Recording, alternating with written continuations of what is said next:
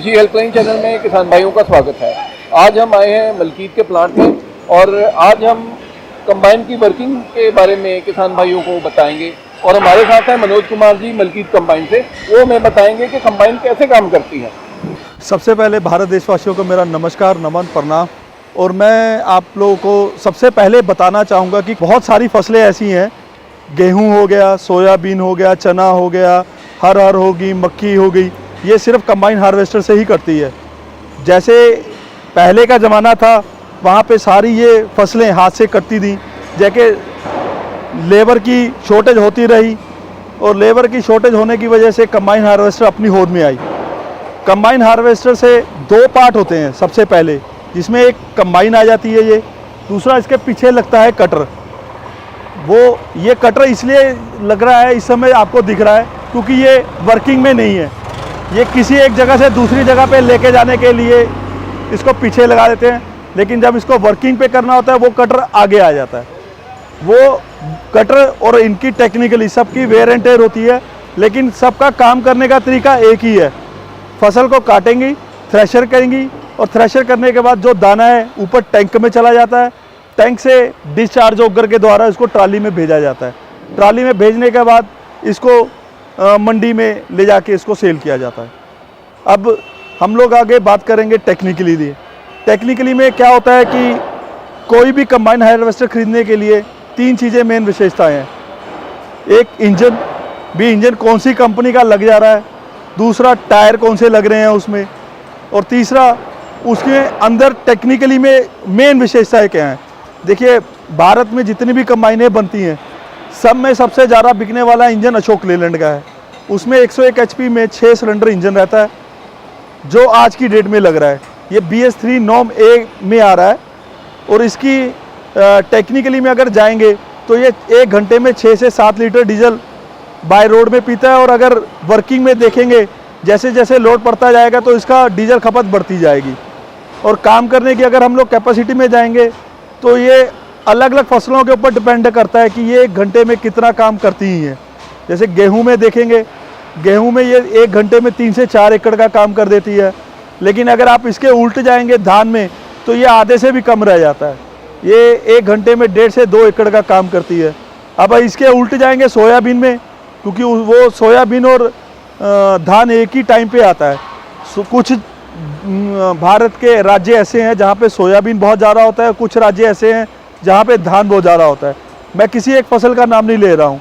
Soybean में अगर आप वर्किंग कैपेसिटी देखेंगे तो ये गेहूं से भी बढ़ जाती है, क्योंकि इसका जो वर्किंग करने के बाद इसमें अंदर से दाना बहुत कम निकलता है और कंबाइन के ऊपर बहुत ज़्यादा लोड नहीं पड़ता। ऐसे ही चना में होता है। चना में भी ये गेहूं के बराबर ही काम कर देती है, लेकिन ये चना में ब्लैक चना ज़्यादा काटते हैं इससे। और अगर हम लोग बात करें डॉलर चने की तो वो इससे नहीं करता, वो उसको थ्रेशिंग ही करते हैं लोग ज़्यादातर। ऐसा नहीं है कि ये बिल्कुल ही नहीं काटता डॉलर चना, ये डॉलर चना काटता है, लेकिन बहुत ज़्यादा लोग ये है इससे डॉलर चना कटाना पसंद नहीं करते। उसका मार्केट का रीसेल वैल्यू कम हो जाता है कंबाइन से कटे हुए, हाथ से कटे हुए का। अगर हम लोग इसके टेक्निकली, अब जैसे मैंने आपको बताया, बात कर रहे थे, इसमें आगे वाले टायर 18/4-30 के रहते हैं, पिछले टायर 916 के रहते हैं। टायर का साइज़ एक ही रहता है, उसमें कंपनियां वेयर एंड टेयर हो जाती हैं। कुछ लोग गुडियर का पसंद करते हैं, कुछ सीएट का करते हैं, कुछ MRF का, BKT, अपोलो। लेकिन अगर टायर के साइज़ की बात करें तो सबका 18/4-30 का आगे वाला टायर लग रहा है और 916 का पिछले वाला। अब मैं आपको कंबाइन के अगले पार्ट्स की बात बताने जा रहा हूँ। जैसे कि ये अपना रबड़ बुश हैं। ये पहले 3-4 तरह के रबड़ बुश लगते थे, जैसे एक मीडियम साइज़ और लार्ज साइज़ और एक बिल्कुल स्मॉल साइज़ होते थे। लेकिन अब ये हर कंपनियों से मेरा कहने का मतलब अच्छी कंपनियों ने इसको साइज़ को एक सिंगल साइज़ कर दिया, एक्स्ट्रा हैवी ड्यूटी, जिससे ये क्या है, आपको रखना भी आसान हो जाता है। और अगर आपको चेंज करना हो तो आपको 2-3 तरह के ख़रीदने नहीं पड़ेंगे, मार्केट में समझाना नहीं पड़ेगा।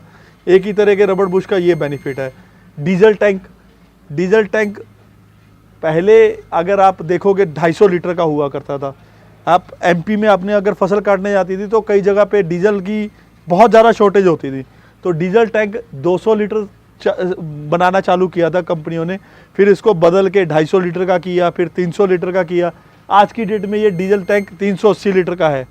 और ये आपको इसमें डिज़ाइन अलग होगा, लेकिन कैपेसिटी आपने मेन फोकस जो आपने करनी है वो कैपेसिटी की करनी है कि इसकी कैपेसिटी कितनी है। आप डिज़ाइन के ऊपर मत जाइएगा, कहीं पे राउंड होगा, कहीं पे स्क्वायर होगा, कहीं पे कर्व होगा, लेकिन इसकी कैपेसिटी की तरफ आपने फोकस करना है। ये कैपेसिटी आपको 365 से 380 लीटर की होनी चाहिए। अब हम जैसे इसकी कंबाइन के अगर दूसरी साइड में चलते हैं तो जहाँ पे इसके दूसरे पार्ट्स के बारे में हम आपको बताना चाहेंगे। हम अब कंबाइन की मेन साइड जहाँ से हमारा ड्राइवर सीढ़ी के द्वारा ऊपर चढ़ता है उस साइड में आ चुके हैं। यहाँ पे सबसे मेन फोकस आपको ये ध्यान रखना है, ये 3175 की मेन बेल्टें हैं। इसमें कंपनी कौन सी लगा रहा है वो 2-3 बहुत अच्छी कंपनियों में से भी आ जाता है, और इंडिया में सबसे ज़्यादा सेल 2-4 कंपनियों की है कि जैसे हम लोग पैंथर की लगा रहे हैं, फैनर की लगा रहे हैं या पिक्स की। ये मेन 3 कंपनी आ जाती हैं। ये तीनों कंपनी में से कोई सी भी कंपनी का अगर लगा रहा है तो बहुत अच्छी चीज़ है। और ये साइज़ क्या है कि सबसे ज़्यादा टूटने वाली यही चीज़ रह जाती है। अब जैसे ये मैंने आपको मेन बोला है कि ये 3175 की बेल्ट है, लेकिन इसकी जगह पे कुछ कंपनियों ने जो साइज़ वेयर एंड टेयर हो जाता है, मेन कंबाइन का जो साइज़ है वो 51 इंच उसका थ्रेशर, 14 फीट कटर बार। आपने इस पे बहुत ज़्यादा फोकस करना है, क्योंकि जो फील्ड है जैसे MP, महाराष्ट्र, UP, बिहार, पंजाब, हरियाणा, गुजरात, यहाँ पे 51 इंच का थ्रेशर, 14 फीट कटर बार, यही 2 गाड़ियाँ जो सबसे ज़्यादा चलती हैं। अब अगर साइज़ की तरफ हम लोग ध्यान दें तो कुछ जगह है जैसे उड़ीसा का कुछ एरिया है, छत्तीसगढ़ का कुछ एरिया है, या कुछ महाराष्ट्र का एरिया जहाँ पे 46 इंची गाड़ी जाती है, उसके साथ जो कटर बार जाता है वो 13 फीट जाता है। ऐसी 41 इंची की बॉडी होती है, 12 फीट की उसका कटर बार होता है। वो आप अपने एरिया के हिसाब से आपको चॉइस करना है कि आपके एरिया में कौन सी गाड़ी चलती ही है। लेकिन जो सबसे ज़्यादा बिकने वाला मॉडल है किसी भी कंपनी का, उसका थ्रेशिंग साइज़ 51 इंच और उसका कटर बार 14 फीट का रहता है। 14 फीट का मतलब मेरा ये हुआ कि जो उसके अंदर काम करने की कैपेसिटी है वो 14 फीट है। अगर हम लोग आउटर पे जाएंगे किसी भी कटर बार के तो वो 16 फीट हो जाता है। कुछ लोग क्या होता है कि आपको गुमराह करके बोल देते हैं कि हमारा कंपनी का जो कटर बार है 16 फीट है, 15 फीट है, 14 फीट है, वो आपको आउटर से मिला देते हैं। लेकिन अगर आप बहुत सारी अच्छी कंपनियों को देखेंगे, सबका कटिंग का जो कैपेसिटी है अंदर ब्लेड टू ब्लेड वो 14 फीट है। इससे आगे हम लोग जा रहे हैं कटर की तरफ। अब हम लोग पहुंच चुके हैं कटर की तरफ। ये कटर जो है इस समय रनिंग पोजीशन में है कि एक जगह से दूसरी जगह पे लेके जाने की पोजीशन में हम लोग जिसको बोलते हैं। अगर हम लोग वर्किंग में देखेंगे तो ये कटर जो है कंबाइन के आगे हो जाता है, लेकिन जब रनिंग पोजीशन में होता है तो ये कटर पीछे की तरफ लग के लंबा हो जाता है। अब इसमें क्या है, हम लोग स्टार्टिंग करते हैं यहाँ पे मेन पार्ट्स कंबाइन के साथ जो कटर है उसका ये रहता है। इसमें 2 तरह का कटर यूज़ कर रहे हैं सभी कंपनियाँ। एक ये हैबल है, इसको हैबल बोलते हैं। इसकी जगह पे एक मोटर सिस्टम लगता है, चाहे वो आपके ऊपर डिपेंड है कि मोटर लगवाना है या हैबल लगवाना है। हैबल की तरफ आप देखेंगे तो हम लोग जो मेन फोकस कर रहे हैं यहाँ पे जो बैरिंग लगता है वो 212 नंबर का लगता है। जैसे मैंने आपको थोड़ी देर पहले बताया कि टाइम बदला, युग बदला, तो बहुत सारी चीज़ों को हम लोगों ने अच्छे की तरफ जो कंप्लेंट आई उसको दूर करते गए। पहले ये 9 नंबर बैरिंग लगता था, फिर 10, 11, अब ये 12 नंबर बैरिंग लग रहा है। अब इसके टूटने के जो चांसेस हैं बहुत जीरो के समान ही हो गए हैं। और ये हैबल की जगह पे अगर मोटर लगाएंगे तो हर चीज़ का एक प्लस है एक माइनस है। मोटर का बेनिफिट ये हो जाता है कि खेत में से कोई पत्थर निकल के आ गया, लकड़ी निकल के आ गई तो वो स्लिप हो जाती है। लेकिन उसका नुकसान ये है कि बहुत सारे जगह पे जो है उसके मैकेनिक आसानी से नहीं मिलते, उसका पार्ट्स आसानी से नहीं मिलता। तो कंबाइन एक मेरा जो कहना है, मतलब मैं अपने रूटीन में हर कस्टमर को बताता हूँ कि कंबाइन को कंबाइन सोच के ही लिया जाए, क्योंकि कई बार हम लोग क्या होता है कि इसकी बहुत ज़्यादा ताम झाम में चले जाते हैं। तो उसमें सबसे बड़ा नुकसान क्या होता है कि इसका कंबाइन का जो कैपेसिटी है, वर्किंग कैपेसिटी है, एक स्टेट में मैक्सिमम 50 से 60 दिन है। अब 50 से 60 दिन में क्या होता है, 20 दिन वो आते हैं जहाँ पे आपको दिन में 2, 4, 5 बीघा ही कटता है, और 30 दिन, मतलब दोनों सीज़न को मिला के बोल रहा हूँ, वीट और पैडी को, तो दोनों सीज़न में 15 दिन ऐसे पीक वाले आते हैं कि जहाँ पे कंबाइन 15, 18 से 20 घंटे तक कैपेसिटी करती है, उसकी करने का जो वर्किंग हार है वो 20 घंटे तक पहुंच जाता है। अगर उसमें हम लोग कुछ ऐसा अगले चेंज कर दिया कि आपको सामान ना मिले या कुछ उसमें सामान मिल भी रहा है तो उसका मैकेनिक ना मिले, अगर हम लोग ऐसा कुछ कर लेंगे तो वो उसमें बहुत ज़्यादा समय ख़राब होता है। तो ये मेन फोकस आपका ये रखना है कि आपको क्या चीज़ आपके एरिया में मिल रही है। अगर आपके एरिया में मोटर का सामान मिल रहा है, मैकेनिक मिल रहा है, तो वो भी बहुत अच्छी चीज़ है। नहीं तो ये हैबल कंटिन्यू इसको हर एक मैकेनिक कर लेता है, हर एक जगह पे इसका सामान मिलता है, क्योंकि ये सन 80 से यही कंबाइन में यही चीज़ लगती आ रही। अब जैसे ये जो हम लोग शूट कर रहे हैं, ये जनवरी का महीना है, इसमें 2 तरह के थ्रेशिंग लगते हैं, एक गेहूं चना के लिए जो यूज़ होता है और एक धान और सोयाबीन के लिए। अब जैसे धान और सोयाबीन के लिए जो थ्रेशर लगना है वो जाके लगेगा अगले सीज़न में, तो हम लोग ये इसको साथ में लगा के दे रहे हैं, यहाँ पे फिटिंग करके दे रहे हैं, और गेहूं और चना का इसमें फिट है। अब इसी के कटर के अगर हम लोग मेन साइड में चले जाएं तो वहाँ पे उसकी क्या क्या विशेषताएं हैं वो उसके बारे में बता रहा हूँ आपको। ये कैपेसिटी जो वर्किंग कैपेसिटी है उसको यहाँ से लेके हम लोग लास्ट तक ले रहे हैं, ये 14 फीट है। अब अगर हम लोग 15 फीट लेंगे तो ये आउटर से लेके उस आउटर तक ले लेंगे, 16 फीट लेंगे तो वो पूरा हो जाएगा, लेकिन जो इसकी वर्किंग कैपेसिटी है वो 14 फीट ही रहती है। अब इसमें जो है ये इसको हम लोग टेंस बोलते हैं। ये साइज़ पहले 9 इंच की लगती थी, 9 इंच मीन्स इतना हो जाता था, अब ये 11 इंच की हो गई। इसको लंबा करने का मेन बेनिफिट क्या होगा, जैसे छोटी साइज़ की जो फसलें रहती हैं, चना हो गया, सोयाबीन हो गया, तो ये हमने अगर उसको ज़मीन से उठाना है, या बिछा हुआ दान हो गया, अगर उसको हमने ज़मीन से उठाना है तो या तो कटर नीचे करना पड़ता था, कटर नीचे करते थे तो कहीं ना कहीं पत्थर निकल के आता था, फिंगर और ब्लेड तोड़ देता था। अब इसको हमने लंबा करके 11 इंच कर दिया।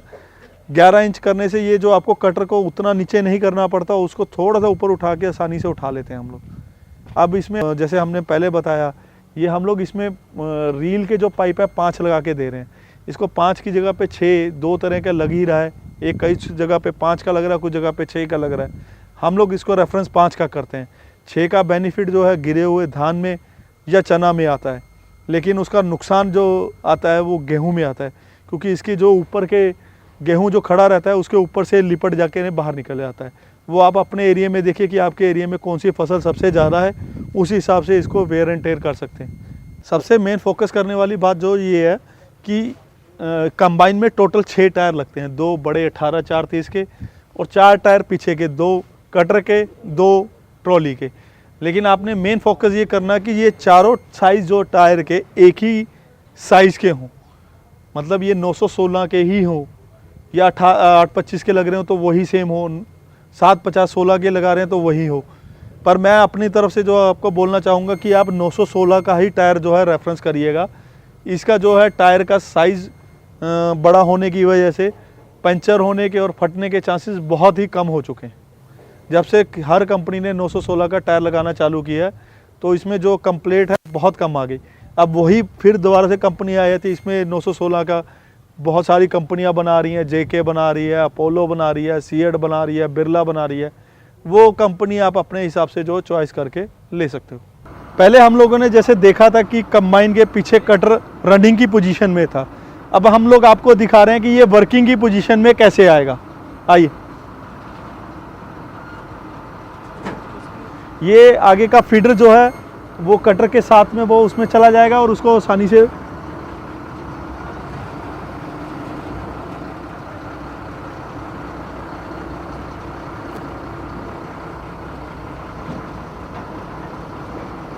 पेन काट दे भाई,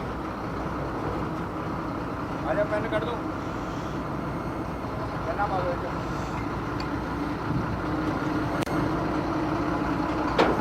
ये मेन फोकस है अपने का कि यहाँ पे लगाने के बाद ये पिन उसके अंदर आसानी से डाल देने चाहिए। ये इसके बाद यहाँ से पिन निकाल के ये हुक बाहर निकलेंगी।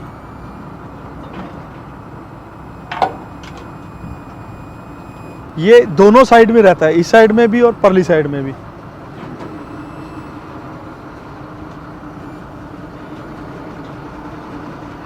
एक साइड से हम लोग निकाल दिया, दूसरी साइड से दूसरा लड़का निकाल रहा है। ये अब पोजीशन जो अपनी कंबाइन जो है वर्किंग में आ गई। अब इसको रूटीन में जो कंबाइन चलती है वो 1500 से लेके 1700 आरपीएम के बीच में चलती है। अब 1500 से 1700 मैंने इसलिए बोला क्योंकि हर फसल के ऊपर ये वेयर एंड टेयर रहता है। अगली वीडियो में हम कंबाइन की फील्ड में वर्किंग की बात करेंगे। कृषि हेल्पलाइन पर नई वीडियो देखने के लिए बेल आइकन जरूर दबाएं, लाइक करें, शेयर करें, सब्सक्राइब करें, कमेंट करें। धन्यवाद।